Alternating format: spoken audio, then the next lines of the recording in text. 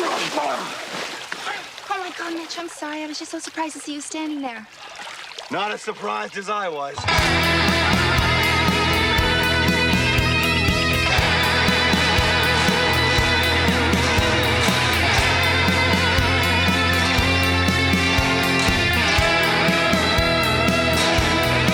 You got that Baywatch podcast, that's where it's at. You got that Baywatch podcast, that's where it's at. You got that Baywatch podcast, that's where it's at. You got that Baywatch podcast, that's where it's at.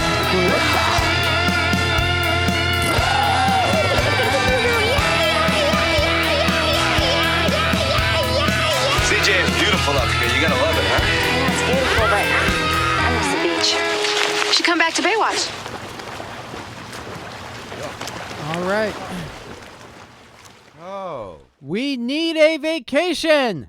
Hey, man, when you love your work, then every day is a vacation, Bill. That's what I'd contort to you. Or for you, when your work is a constant vacation from reality, then every day is just another opportunity to burden someone else around you. Oh, come on, Bill. I mean, we've had a lovely week cohabiting together, living and learning. Lovely? Like, you mean like having your teeth pulled without amnesia? You mean that type of lovely? Come on, That's Bill. what you mean. I cook. I clean. I'm here for you when you come home after a long, long day at work. I mean, I've even been trying to get you to go out to the clubs with me every night, just like good old Captain Thorpe. But you've been acting like a regular Mitch Buchanan. Oh, I gotta go to sleep. I ain't gotta go to work tomorrow. Dude, first off, listen, putting dry ramen noodles and their corresponding powder into a dish does not constitute cooking, okay? Dude, I've tried microwaving them. I put the dry noodles in. I put the powder on. I put it in the microwave, but they don't taste any different. That's because you have to add water. Bill, I'm really getting sick of you not taking this seriously, okay? And you know what? I think I'm just going to start ignoring you and not taking my water seriously, just like you ignore my truths. All right, listen, You ignore my journey. Second, what you've done here, what you've done cleaning here. I mean, look around here. I've helped. This fucking place is covered. It's covered with this fucking dust, man. I've never seen this fucking place so dusty. I'm fucking coughing and shit all the time. That's Comet, Bill. That's cleaning dust, man. That's powdered Comet, and I put powdered Comet everywhere I see dirt.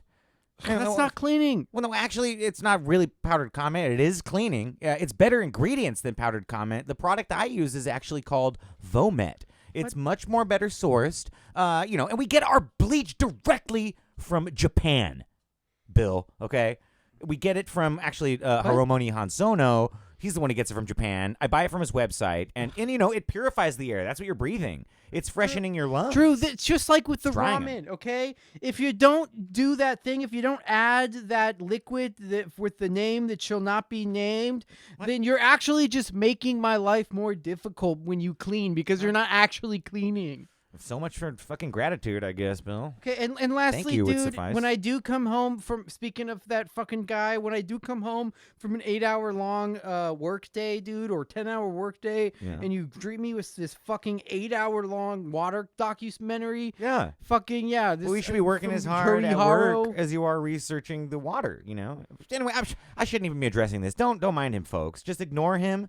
I promise we're going to get to Baywatch eventually. This is the Baywatch podcast, and I'm going to keep trying to wet pill Bill, while we're off air. Yeah, how would you even swallow a pill, Drew? How would you do that? Well, Bill, I've perfected the dry swallow.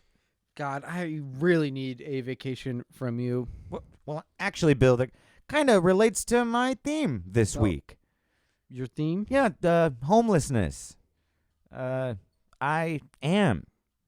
That's your... Can I move in with you? And that's it. What? That's what I've prepared. You're prepared. Your theme is you're pitching to move in with me because you're telling me you're homeless now. I thought you were gonna move back in this. Like I thought it was gonna be soon. I mean, dude, I really want to be a good friend here and everything, but I don't know if I could take much more of this. I mean, you said that it was going to be just a few days when you figured out that repo shit, and then you need another few days for Nessie to come and get her stuff. I really thought that you had figured this out, man. Like, I mean, don't you miss your own place, your own space? Well, I mean, there is no more space, Bill. There's no more home. You lost your home, dude? Well, no, I mean, I know exactly where it is. It's just not mine anymore. I mean, I can't get in. You know, No. I kept moving from room to room, and as each one got stinkier and stinkier, and more filled with beer bottles and rubbing alcohol bottles, and well, you know, the city came and said that the place is like a health hazard or something, and you know, then my mom changed the locks, and then she had the place demolished. You know, I'm pretty sure there was a flood after that too. The place was flooded. Jesus fuck, dude! Like, what the fuck are you even talking about? That doesn't make any sense. She changed the locks before it was demolished, and then it got flooded after it was already demolished. It's crazy, right? I mean, I think it's got to have something fishy going on behind it, right? That's what I've been thinking. What I put together, man, is that it's got to be Wet Jesus, or, you know, that's Antichrist. What? Or Big Water. Something's behind this that I can't quite put my finger on, but it reminds me of your apartment, Bill, when it attacked. No, dude. Did that time the water attacked your apartment? No, dude, that was just some old plumbing that failed, causing some minor flooding. It's not like some great grand deluge befell upon my apartment like you always make it sound, dude. Okay. And you know this, okay? We got an official story for 9/11, JFK. Why we need it for this, Bill? We don't need to cover this up, man. Dude, please, I stop know what diverting causes here. the pipes I'm from trying. falling, Bill. We're fucking recording the Baywatch episode. Stop it, all right? Hey, man. Hey, I'm the only one who's even mentioned Baywatch today. If we're going to bring that kind of shit up, we're keeping score, right? Okay, listeners? all right. Come on already. Come on. We need a vacation. And now you're the one changing the fucking subject, dude. You keep bringing up on air how you need a vacation. I think it's kind of unprofessional. What are you talking about, dude?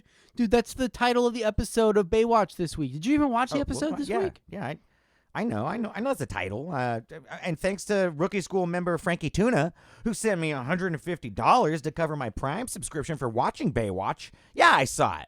So thank you, Frankie Tuna.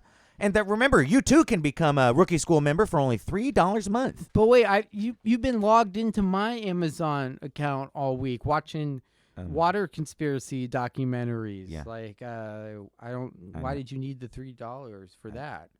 And wait, I didn't see that. It didn't seem like you'd watch the episode from the account. Like, so what happened in the episode, Drew? If you watched it, I watched it, and hang on, I have it on my what phone. happened? I put it on my phone. It's Didn't on my even seem phone to know that they went on vacation. So no, what happened? well, you know, I got it. Little things slip your mind sometimes, Bill. Yeah. Like, you got a lot of research to do. It's on my phone right here. Hang on. Yeah, because you did all that research on being homeless. Your here theme. it is. Craig joins Court and Eddie on a trip to Mexico for a long overdue vacation. Right? Vacation. Yeah. But things turn out very differently from their expectations. Meanwhile, Mitch has an unexpected house guest, and Hobie falls in love with Shondi. Who's Mitch's house guest? He lives with Hobie. Yeah, but who's the unexpected house guest? Well, it's they keep it a secret. I'm a little curious. They keep it. It says unexpected as a secret. Oh, yeah. So if you That's why watch I the wrote that. episode, yeah, but it wasn't a secret in the episode. Yeah. Let me see.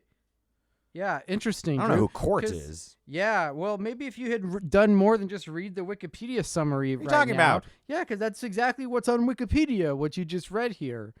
That's Yep. remarkable that we. That's got to be like a Guinness World Record. Wikipedia and I come up with the same synopsis for an episode. It would be interesting. Only you don't even seem to know the details of the episode. So I guess Listeners, you beheld that. I guess I'll have to explain it because here we go again with another episode of Bill Watches Baywatch by himself. Go. Spends all week researching and writing a script for Drew's podcast that Drew couldn't care less about.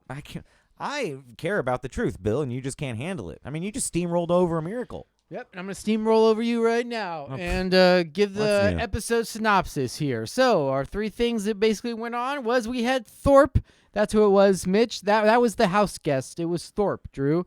Thorpe and Mitch are either much better friends than we previously knew, or Thorpe is a real asshole who just demands to stay for a week at his work subordinate's home after his wife kicks him out.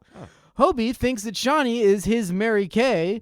Eddie, Craig, and a new lifeguard character whose I guess name is Court, who and his sure as hell no Aussie. I'll tell you that. Well, Ocean killed him.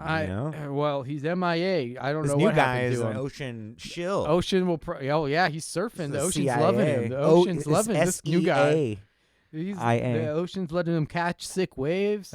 So anyways, they go on a surfing vacation in Mexico. And they end up being just the white saviors that this little Mexican town needs now that it has been taken over by a white American coyote. The classic, the only thing that can stop a bad white guy from raping and pillaging brown people is a good white guy, or the white savior narrative.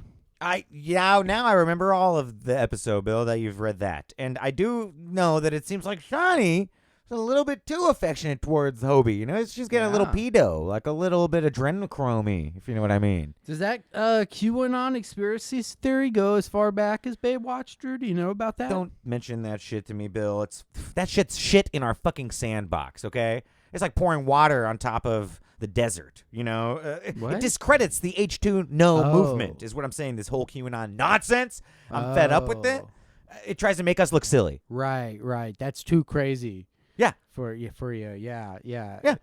Probably some CIA shit. Catching these poor... It was probably created by the CIA to discredit the water H2 theory. Yeah, right? I mean, that's a brilliant theory. The SEAIA, you know, is very adept at creating those kinds of conspiracies that I think it's got you caught up in, Bill. That's why you don't believe any of this. You're not looking deep enough. Well, you're shallow. Let's go back here to the episode. I don't like Drew. those terms. Let's go back. All right, I know. Let's get back to the episode. All right, come on here. So, what was going on back then? 32 years ago when this episode aired, January 26, 1990. There was a solar eclipse, Drew. And this part you're gonna like. It was also Australia Day. All right, we're talking Australia, That's baby. right. It marks the 1788 landing of the first fleet at Sydney Cove, where the Union Jack was raised to mark the proclamation of British sovereignty over the eastern seaboard of Australia. Yeah, I mean, because that's all you have to do to become a sovereign over people is just land where they're living and then raise your flag up there. And now you're their sovereign. That all tracks. That's what England's taught us. That all tracks for me. But what about that word seaboard? That's like to be translated to a torture. That's waterboard, Bill. That's dangerous. Well, that's why they were. That's why I think you're gonna like this later here. Let's see. Anyway, so. Each year, the holiday is marked by the presentation of the Australian of the Year awards. That's silly. And now, even Indigenous Australians are included. However, the date of Australia Day has also been marked by some Aboriginal Australians and their supporters as a day of mourning. What is seen as the invasion, and it's mourning what's seen as the invasion of the land by the British and the start of colonialism. They protested celebration as a national holiday, preferring to call it Invasion Day, Survival Day, or a day of mourning, and it's observed as many as a counter observance. I get it, man. I get it. Everyone's got the feels, but can we lay off the greatest empire that the sun has never set on? I mean, come on, Bill. Show some respect. I'm proud of Great Britain.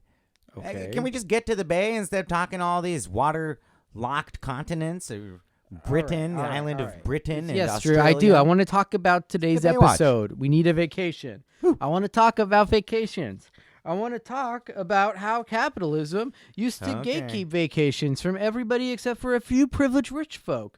And about how today capitalism has even found a way to turn vacations for people who care about the world's problems but don't care quite enough to be bothered to do too much about them into an industry in and of itself, into the white savior tourism complex. Oh, yeah, I'm sure this is all stuff that you definitely expect to gain from watching an episode of Baywatch, right, Bill? I mean, see... Well, they could if they listen to our podcast, too. No, how come you're allowed to hijack my podcast with all of your, pre-modem Marxist propagators, but I'm not even allowed to say one thing to save our people on my own show. Come on, Drew. People want to hear about Baywatch, dude, not your stupid water conspiracy crap. I'm giving them what they want with interesting little tidbits and historical connections tied in.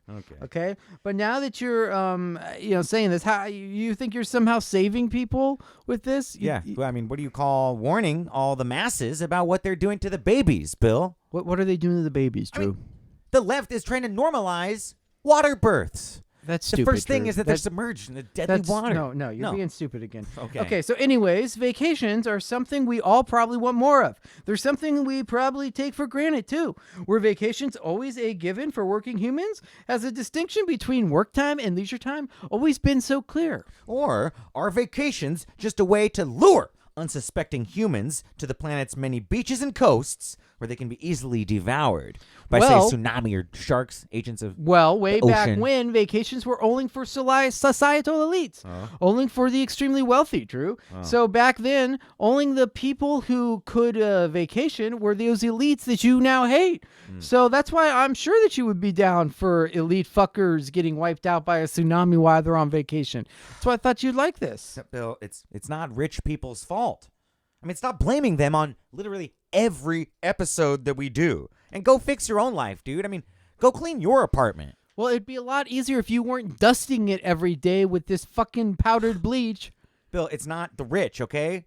It's the water.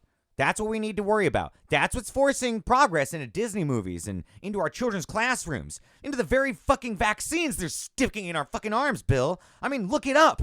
There's water in there. I mean, why would they be putting water in us like that, Bill? Think about it. Why did they kill that actor who plays the Aussie guard? Why are they keeping it a secret from us? You know, showing his name on hold the on. credits, pretending like he's going to ever come back when he's not. He's fucking dead. Hold on, wait. Think So- about it, Bill. So you're mad about the new water order Think. because it's hoarding power and wants to dominate us all. Yes. You say it's behind the rich and the powerful and all this mean shit. And Espin's whole island was on the water and all of that, right? yeah. Okay, His so island you was on say the water. water is controlling the way that we think. Yep. Am I getting all of this correct? It sounds like you've been doing your research. Okay, well, wait. Why wouldn't you want all of those disgustingly rich folk who are doing the will of big water to be killed on vacation? I don't get it.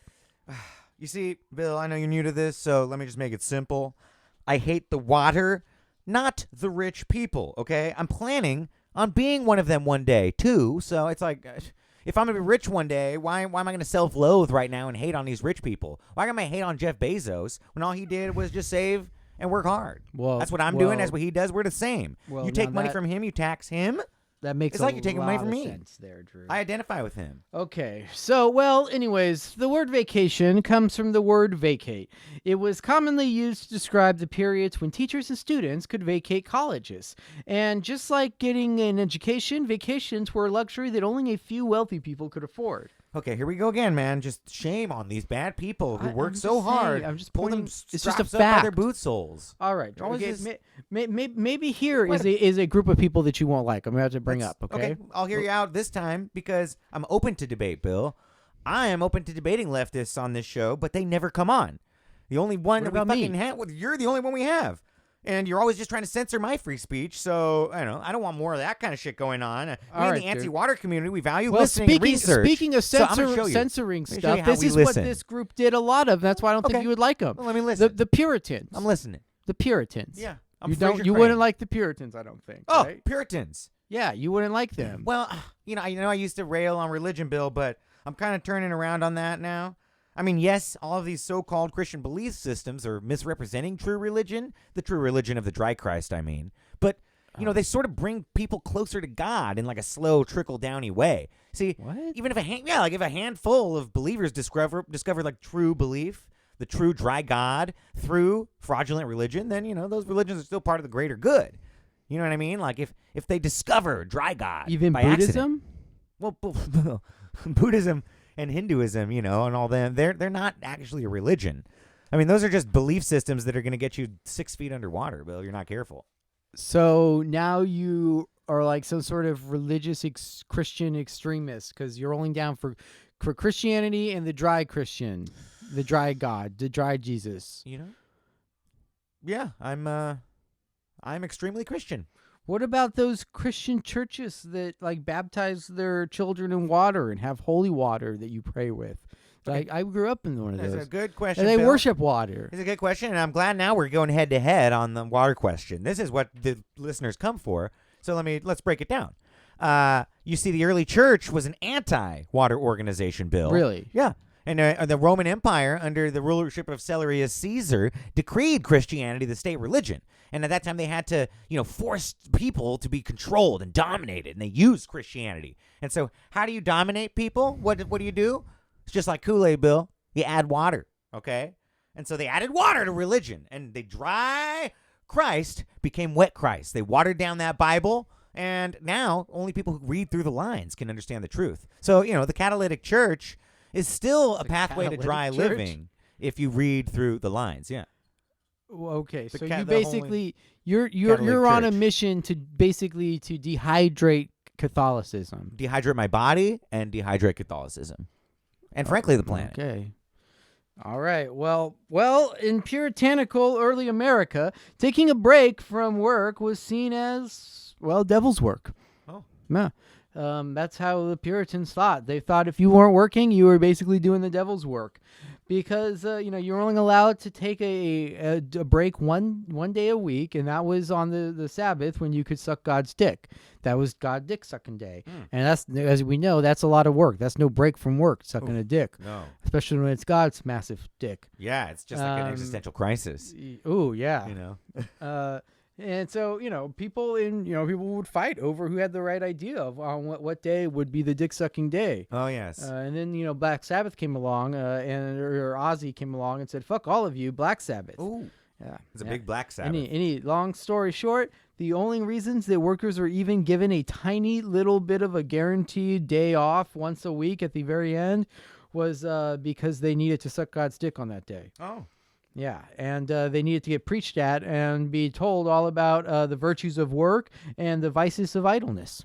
Oh, that's interesting. So they encouraged to work, and on their only day off, they go, "Here, preacher, tell them you shouldn't be lazy or take any time off from work." Yeah, that's... See, God's good. Well, actually, God is good. Labor is good, or put better, labor organizing is good. That's the good thing that we're going to talk about. I hate labor, man. It's hard work. It's fucking hard labor. Well, what's even harder is organizing labor, Drew. You see, the concept of taking a vacation is a relatively recent invention that people before us had to organize and fight like hell to get. It took hundreds of years, in fact, for us to get this. For things like the 8-hour workday, the weekend, and for vacation time, we had to fight, man. The free time that we enjoy in much of the global north is the result of victories achieved by workers in the 19th and 20th centuries. Now, it wasn't just the God of the Puritans that wanted folks working constantly. There was another God that wants people and still wants people working constantly every minute of their life, the God of capital. You ever heard of Saint Monday, Drew? You're familiar with that? No, I that's a weird name for a saint. What was their miracle? Just being named after a day of the week? No, Drew. Saint Monday is the day of the week. That's It was a day when laborers could drink, party, and chill out, even though their employers wanted them working on Monday. Yeah. So you see, folks hustled their ass off 6 days a week, and then on Sunday they had to go get preached at. So they were like, "Fuck it, when are we supposed to get shit-faced? Right, We're gonna do it. right. We're just gonna do it on Monday." I mean, you can't do it after church because if you do it after church, you're all hungover, and then you go to work hungover, and God's gonna frown at you, Bill. Exactly, or you just don't come in on work. So that's, you know that. You can relate to that, just being all fucked up and then just not coming in at work. Well, yeah, but it sounds like they only did it on Mondays, and I'm kind of trying to start the whole week-long revolution, Mm-hmm. Every day is Saint Monday. Oh, yeah. Don't go to work, but still somehow get paid. We're on the same page here, Drew. Exactly. Yeah. They only did it on Mondays, but their bosses hated it. So you know what they did? What? Well, the bosses, they said, "All right, stop this Monday shit, and we'll let you take off half of Saturday." Half a day off. Yeah, they get to take off early on Saturday. So in exchange for losing Saint Monday, a whole day off, they get half a day off. Now you're seeing how whack this is. You're seeing where I'm going. So Monday was often taken as a day of rest as a consequence of what pre-industrial work looked like.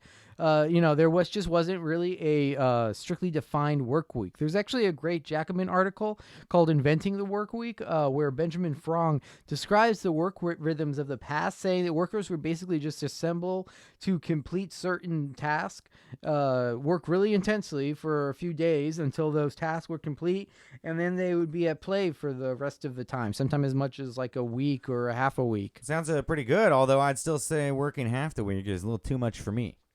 Well, that reminds me too, actually, of this episode of Some More News. Where Cody Johnson, he was pointing to this study they was talking about how our ancestors, like, they used to only spend about 15 hours a week focusing on a certain task necessary for survival, like hunting or gathering. Yeah. And then the rest of the hours of the week they would usually spend on, like, decorating their body, doing some art, or socializing, or just, like, exploring new things. Yeah. And Bill kind of, like, hypothesized that this maybe is what allowed us early humans to evolve so fast. Like, we were all free to explore and try new things, whereas nowadays many of us have to spend 40 hours a week just doing some menial labor to survive. And then there's another class of us who have to spend 40 hours a week as, inventors or engineers, coming up with ideas to maximize the efficiency of those other workers, all for the profit of the employer, who gets to spend 10 months out of the year on vacation. And of course, behind all that is the water, making things really bad for us. No. Back to St. Monday.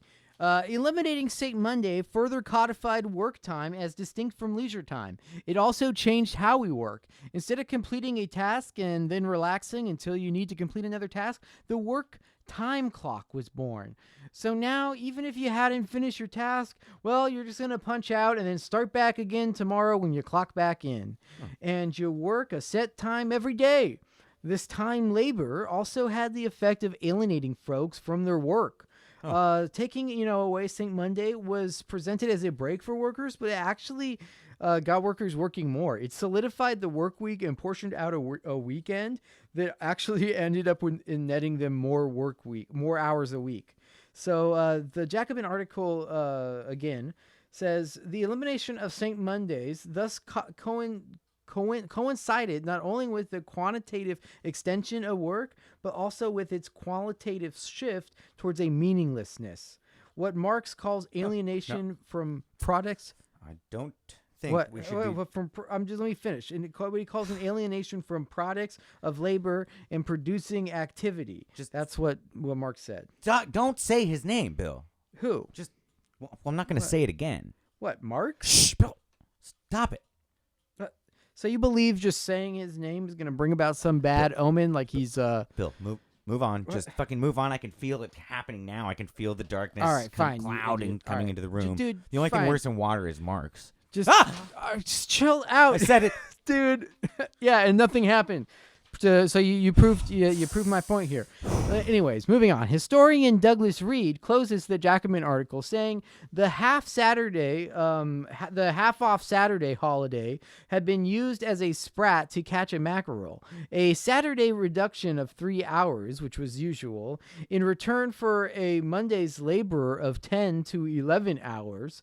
This did real harm to the actual and potential quality of working class life. Half a day was given in exchange for a whole one. In submitting to the norms of industrial capitalism, the notion of a proper balance between work and leisure got lost. I might ban you from using that word too, capitalism. I feel like you really overplay it as an enemy, especially these last few weeks. It's capitalism. Oh, yeah, I'm overplaying that as an enemy. Yeah, really. What about water, Drew? Bill, please, just.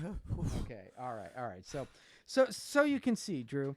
We got a weekend thanks to God and his best friend Capital, and it turns out it was actually got us working even more than before. So, you see how our freedom from the hardships of work is rarely, if ever, given to us? It must be demanded and fought for, and even then they'll try to trick us and end up giving us just more work. For example, in Australian stonemasons, they first won an 8-hour workday in 1856 by walking off the job in mass, or look at Starbucks baristas right now that are withstanding intimidation tactics from this $30 billion company.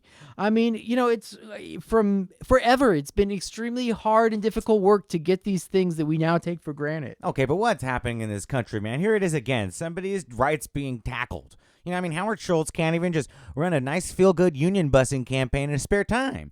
Because what? Oh, the left's going to cry. I mean, it's pathetic, man. Well, what's happening here, Drew, is what always happens in this country. Capital is making bank. So the question of capital is, now that we've got time off, we've given time off to the working class, how do we make money off of giving them time off? Yes, and especially how do we do it, Bill, in today's political climate, where everyone is so weary of corporations and everyone's so woke. Exactly, Drew. That's exactly my point. That's what capital's thinking. So here's how they make that money. The White Savior Tourism Industrial Complex. That's a Dun-dun-dun. lot of words there, Bill. And, I feel like I got to get ready because I think you're going to trigger me here, Bill. I know you're probably going to paint whatever you're going to tell me here the negative brush like you have been these last few weeks. And I just want to preface this all by saying, what's wrong with saving people, Bill? And if anyone needs saving right now, why not the whites? Have you seen the new Star Wars, Bill? It's what are you talking about? It's like white domination of the media and white media presence is being replaced. So why Drew, not save you're that missing it. whiteness? That's not what white savior. That's not what that is, Drew. Well, okay, please, Bill. Save me from my inaccurate understanding. Oh, my white savior. Okay, well, the concept of the white savior originated from the poem by Rudyard Kipling. Or Rudyard, I don't know exactly how to say that, but Kipling. I call him Rudy. Yeah, Rudy. Let's call him Rudy Kipling. Rudy Kip. All right, so Rudy Kip called The White Man's Burden. That was the name of his poem. And his poem starred Jack Nicholson. Interesting little tidbit. Yeah. So it was starring Jack Nicholson as Jack Torrance, and in the poem, Jack Nicholson is burdened by some folks from the Philippines as he tries to write a book. I remember this poem. And in the end, he is able to help the poor people of the Philippines. He makes them human by offering them something very precious. His presence. He shows them how to be civilized, and at the same time, he finds his own sense of purpose, all while ignoring the history and societal systems that have always oppressed the very people that Jack is quote-unquote saving. What? I thought he froze at the end. Okay, so it's basically just this phenomenon in media, Drew, where white lifeguards go on vacation to Mexico to lift up some helpless people of color out of their troubled situation. Yeah. You see, only a white guy can get them out of this situation. And after the white guy fixes it, well, then the white guy just leaves. That sounds good. Yeah, I mean, I want to pause here, actually, and talk about how I believe that this philosophy that you see behind the white savior theory and media phenomenon, it was the same kind of philosophy used to justify slavery of black people in this country, and that it's still kind of the thinking of many races today. Do you remember Cliven Bundy? Remember the standoff that guy had because he didn't want to pay grazing fees to the federal government for his cattle? He was basically... Tell me, Luke. It sounds like it's far from the water. Yeah, so he was basically cattle. a welfare rancher. Yeah. He was letting his cattle graze on this federal land for all these years, not paying any grazing fees to the government for using that land that he didn't own, that was owned by all of us. And instead, he then had a standoff, and a lot of right-wingers went down to help him defend off the federal government. Oh, yeah. But That's then what they all dropped supporting him once he got caught on video saying that he basically thought that all of the blacks had it better during slavery because they were taken care of during slavery and were better off then because now they just kill each other. Oh, so he was a racist, and believed that they were better off and that they were basically unfit to be for freedom, basically. It's weird that they lost right-wing support after saying that. Right, it is a little strange. You because would think a lot of people in the water community, I mean, you could get them on board. Well, it's not. It wasn't. He needed to say that as a dog whistle, and that was the problem. He said it as a human whistle, and it didn't work for the right wing. Tucker Carlson had to drop his support then, at least on paper. He's getting some water on his show lately, Tucker. Oh, yeah. Well, anyways, Drew, so that's, So basically, the white savior narrative is the expression, or Hollywood's expression, of that same thinking that Cliven Bundy was expressing. Basically thinking that it's necessary to make white Americans feel that it's okay enslaving black people because it's for their own good. Just like how at the end of the Baywatch episode, the Mexican woman might have been upset that, our heroes trashed her bar and ruined her livelihood, But in reality, it was for her own good. Yeah. You know, we needed to save the town from that white coyote, and the only way we could do it was by destroying your bar. So it was for your own good. Our white saviors know best. And, you know, the implications of these white savior plots is that the people of color are, in a sense, lacking some piece of humanity that only white people can give them. Yeah, and that piece is civilization, bro. Come on, get with the party, man. Similar to like what you just said, the white savior narrative is deeply offensive. I mean, you've got these shows like Baywatch, written predominantly by white men, like Greg.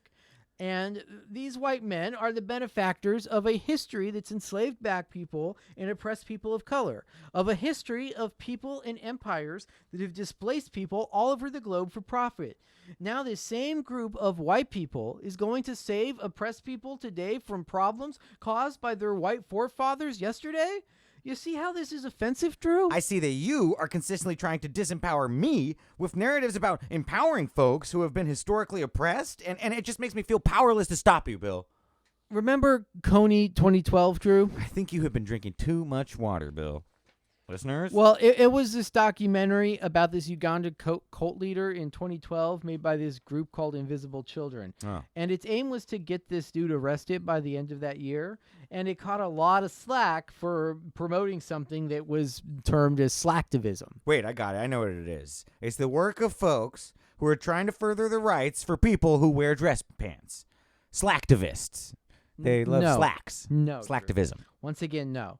It refers to a kind of emotional satisfaction that a person gets out of doing a small thing and believing that they've helped those who are unfortunate. Oh. It's basically just lazy activism. So something I think you'd actually be quite interested in, up your alley. I'm sorry I couldn't be bothered to be paying attention to what you just said right now, That's Bill. why I thought you might like it. You know, it's the kind of same energy as the white savior concept in media. Folks who are well off can look at the problems of the world, rightfully be horrified by them, want to find some way that they can help, and then they share a documentary on Facebook or donate a few bucks to this organization, and in their minds they feel like they're saviors while the problems that people have essentially just continue. Somehow the folks doing these things are the recipients of privilege. I want to say a lot of times the folks doing these things are the recipients of privilege from their own inherited wealth here in countries like the U.S., a country that is contributing to the very problems these folks are trying to solve when they are slacktivating. It's a vicious cycle, Drew, because it just doesn't end, but people think that they're doing something. Yeah, I feel like I should like this, but I don't. Exactly, Drew. Keep making profit. It's a good intentioned thing. But ultimately, it's gross. It's got a gross But they're making vibe. money. Someone's making some money. I like that. And what is even grosser? To me, that's what's the grosser. It's the money part. It's how an industry has been built up around this to capitalize on this urge that folks have to do something good, to engage in slacktivism when they go on vacation. Wait. Do they go to Czechoslovakia? Huh? No, Drew. Huh? These folks are going to places where people are starving, they're sick, they're unhoused. They spend a week or two helping them so they can get a few choice shots for their social medias, and then they can feel good about being a helper, being a savior. It's not that these folks aren't even helping or doing a little good in the world. It's just that there's now this industry that's built up around these folks, identifying these societal problems and then white savoring these problems by saving the day for a few weeks on vacation, all while the system that deplaces these people churns on. Or churns butter, you might say, because, Bill, I've been drinking a lot of butter this week. It tastes great, and it's not water. You just warm it up a little. You have it with frozen butter. Well, that explains what I saw in the kitchen the other day. That makes sense. I was sliding, too, around on it. Yeah, I know. I slipped, too. Can you wipe that up? Anyways, Tejo Cole is a writer who coined the term white savior industrial complex, and it can be tied to white savior tourism or really any situation where capital makes money off of the oppression that it creates by selling Band-Aids for the effects of its oppressive behavior to concerned folks. He had an incredible thread of treats about what it just is, and I'm gonna read it right now. And you know that I hate reading quotes, so you know if I'm doing it, it must be important. So try to pay attention here, Drew. Okay. All right. So he says, from Saks to Kristoff to Invisible Children to Ted, the fastest growing industry in the U.S. is the white savior industrial complex. The white savior supports brutal policies in the morning, funds charities in the afternoon, and receives awards in the evening. The banality of evil transmutes into the banality of sentimentality. The world is nothing but a problem to be solved by enthusiasm. This world exists simply to satisfy the needs, including, importantly, the sentimental needs of white people and Oprah. Oh. The white savior industrial complex is not about justice. It's about having a big emotional experience that validates privilege. Feverish worry over that awful African warlord, but close to 1 million Iraqis died in an American war of choice? Worry about that. I deeply respect American sentimentality, the way one respects a wounded hippo. You must keep an eye on it, for you know it is deadly. It's something to worry about because it perpetuates the very thing it proposes to be working to help. Exactly, Drew. That's exactly it. Oh, what? I'm sorry. I'm reading off H2O Chan right now. It's saying water acts like it's helping out in our lives when really it wants to end all life as we know it. It perpetuates the very thing. It perpetuates. You know what? I'm gonna close this out here. I think this has been a good enough for the episode before we go full water. Well, here. what's wong going full water, Bill? Come on. Why shouldn't we? If water's going full all right, water, anyway, so, we should. So to close, Cole is getting at with the concept of the white savior industrial complex is to point at the damaging effects of white saviors who prioritize a big emotional experience achieved through minor acts of charity or activism over tackling the actual larger issues like systemic oppression and corruption, issues which are rampant across the globe and who's caused most of these issues in the modern world across the globe, Drew? Water. No, Drew, the United States. Oh, you're going to hell, you unpatriot. And contrary to what they tell you, man, fire can't exist down there. It's too wet. All So right. bring a snorkel. Once again, Drew Snorkel. fails to recognize anything that might help him get a grasp on the world he's living in because he's drowning in his H2No rhetoric. Okay, and once again, Bill shields himself to the highest fucking bidder by pretending to care about some made-up history, made-up facts, made-up science, because, I don't know, maybe in the future, one day a made-up historian's going to look back and be like, oh, Bill, you're made up my cool or God. something. I just remember that you you're not ignored getting into water. a home. You don't have a home to go. This is now your home. That's great. Oh, my God. I don't know how I'm going to put up with any of this. Well, I'm going to be here as long as water is here. I'm never going to leave, and I think the listeners... I wish you would. I think the listeners should feel empowered by that, Bill, because I need their support, Bill, and I can't do this work without you guys. I'm speaking to you now. I will not stop fighting this water that's plaguing all of humanity, but I can't do it without your support, okay? And if I stop, we all die. If we stop fighting this water, we die. And if I stop, we die. And I can't do this without your support. So just remember, I won't stop as long as I have all your money. Yes, actually, listeners, please do give him all the money that you can because I need him to get his own apartment and get the fuck out of here. I'll never stop the fight. I will never go away. And on that note, Baywatching Bays, we will be going away next week. We're going to have a break because I'm going to be at a conference. Oh, you got a vacation, huh, Bill? How thematic, just like this episode title, like you told me. No, I'm going to a tort conference. It's the Kala conference in Las Vegas. Oh, wait, let me guess. You're going to discuss the finer points of the laws around Mexican sandwiches, huh? The tort law. Torta. No, Drew, that's not what it is. But I forgot. I was gonna get somebody to watch my cat. Wait, you have a cat? Arrange that. Yeah, dude. How have you not noticed the cat all week? You've been here. There's 2 litter boxes. Dude, I've been busy, man. While you work every day, I probably do even more work. I'm here toiling away. And dude, I'm kind of hurt you didn't ask me to take care of your car while you're gone. My cat, dude. Whatever, man. I mean, I'm gonna be here anyway. Let me handle it. Like I said, I was not planning on you being here. I didn't know you were going to be here. You just dropped this bombshell on me today. Well, that's it, folks. I'm going to be bacheloring it up over here next week while Bill's out on vacation. I'll be here at Casa de Bill and Drew. So why don't you come on by if you want to learn some more about the water? We could do a little global symposium don't on come the on. cabal. No, don't invite people over, Drew, while I'm gone. Right. Of course not, Bill. But, listeners, message me on Instagram at Baywatching Podcast or on Twitter at Baywatching P for the address. True. I just said, dude, don't invite people. No, for our web address, Bill. And by the way, listeners, keep sending us those emails, man. Remember the Rookie School membership? It gets you all kinds of perks, and it's only $3 a month. Okay? So if you've already mailed us your email and money through USPS, as we've required, and if you haven't received any perks yet, or any of the newsletters, then please resubmit your email through the mail. Bill's been having a hard time reading. Yeah, I can't. Some of you guys are still sending in a lot of illegible emails, so you're not getting your perks. So please send us in another $3. And then if you've already been getting your bonus content for this month, make sure you send in another $3 with your email again so that you get it for this next month, okay? That's right. And if we're going to get the money, I don't have that address. Oh, yeah, you need to send it here now, I guess. So send it now to 5020 Obama Boulevard, Apartment 2, Los Angeles. Since I guess we all both live in Crenshaw now. Great. Yeah. All Double right. bachelor pad. Yep. So send your money.